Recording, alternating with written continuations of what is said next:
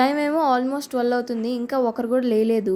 నేను బలవంతం చేయగా బయటకు వచ్చి లైట్ వేసుకొని కూర్చున్న వ్యక్తి.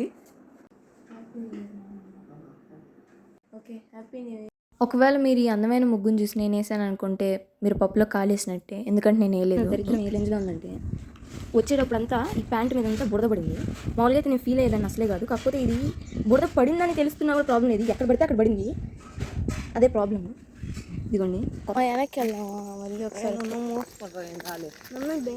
యాక్చువల్లీ న్యూ ఇయర్ రోజు కూడా తిట్టించుకున్నాను కదా. You are really a God gifted child. Actually రాత్రే 12:30కి అనుకోబడింది పోతుంది. ఇప్పుడు ఎందుకు తిట్టే చెప్పమా? క్యాండిల్ రాలేదని క్యాండిల్ వెలిగిలేదని తెచ్చి కూడా అడ్వర్టైజ్మెంట్ కాదు. అది నాకెంత అదేంటంటే ఇచ్చింగ్ ఇష్యూస్ అనమాట. రాత్రి క్యాండిల్ ఫ్రిడ్జ్లో కేక్ పెట్టి ఫ్రిడ్జ్ మీద క్యాండిల్ పెట్టాము. కేక్ ఒకవేళ నేను కనుక ఫ్రిడ్జ్లో నుంచి తెచ్చి ఉంటే నా క్యాండిల్ కనుక నేను తెచ్చేదాన్ని. మా మమ్మీ ఏమో తెలియదు తీసుకొని రాలేదన్నమాట క్యాండిల్ కనపడి. ఏదైతే అది మేమైతే ఫుల్గా ఎంజాయ్ చేసేసాము. మీకు కూడా హ్యాపీ న్యూ ఇయర్.